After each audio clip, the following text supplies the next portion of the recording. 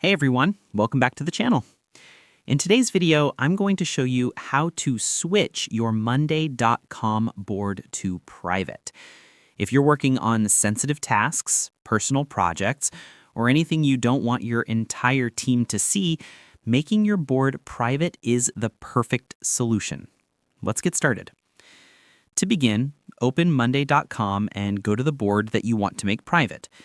You can switch any board mode from main, shareable, or even a board you've already created into a private board as long as you have the right permissions. Once you're inside your board, look toward the top right section next to your board's name.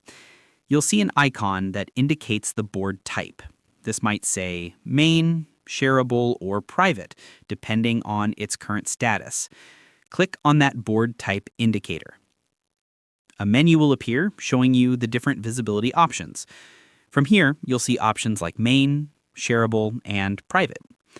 Choose the private option.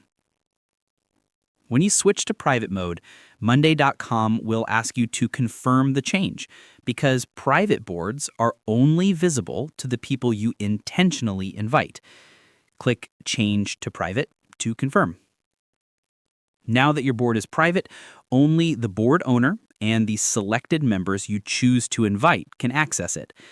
If you want to invite specific teammates, click the Invite button at the top. Search their names and add them manually. This gives you full control over who can see and collaborate on the board. Private boards are perfect for confidential projects, drafts, planning documents, or personal work you don't want shared across the entire workspace. It keeps everything secure and organized without affecting the rest of your team's workflow. And that's it.